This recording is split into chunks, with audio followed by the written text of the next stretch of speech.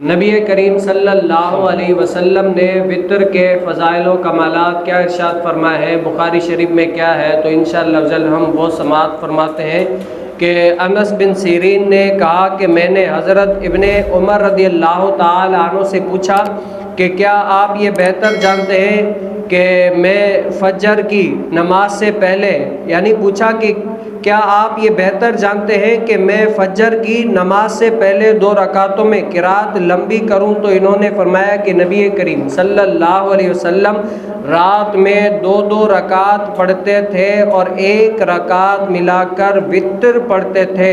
نماز فجر سے پہلے والی 2 رکعت ایسے پڑھتے گویا اذان نبی کریم صلی اللہ علیہ وسلم کے کانوں میں ہے، یعنی تیزی سے پڑھتے تھے۔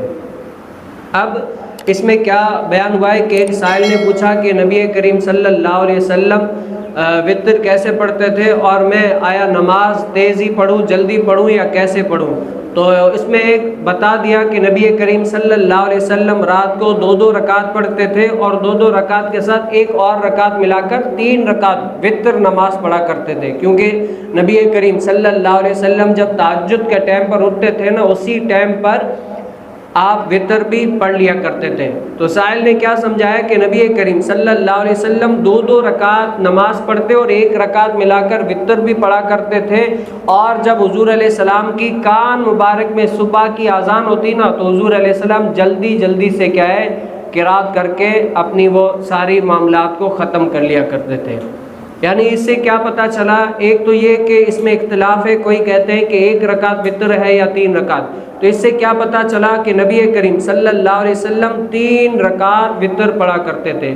اور دوسرا یہ کہ اگر سنت پڑھ رہے ہیں اور اس ٹائم پر جماعت کے لیے اقامت کہی جائے، تو اس ٹائم پر کیا ہے کہ جلدی جلدی سے اپنی سنت کو پڑھ کے جماعت میں شامل ہو جاؤ، یعنی جلدی سے یہ کر لو۔ اور سنت کے وطر کے بارے میں نبی کریم صلی اللہ علیہ وسلم نے اور کیا ارشاد فرمایا؟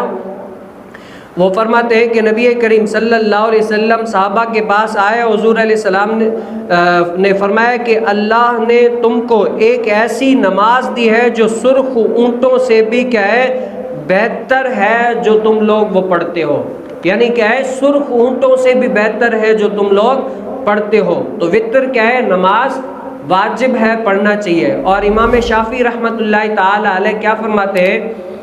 امام شافعی رحمۃ اللہ تعالی علیہ کہ ہاں وطر کیا ہے؟ نفل ہے۔ کیا ہے؟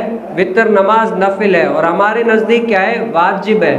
اور امام شافعی رحمۃ اللہ تعالی علیہ فرماتے ہیں رکوع پہلے کریں گے اور رکوع کرنے کے بعد کھڑا ہوں گے، تب کیا ہے دعائے قنوت پڑھیں گے، لیکن ہمارے نزدیک کیا ہے پہلے دعائے قنوت پڑھ کے اور رکوع کر کے پھر سجدے میں چلے جائیں گے۔ لیکن امام شافعی رحمۃ اللہ تعالی علیہ فرماتے ہیں کہ پہلے رکوع کریں گے، رکوع کے بعد آ کر پھر کیا ہے دعائے قنوت پڑھیں گے۔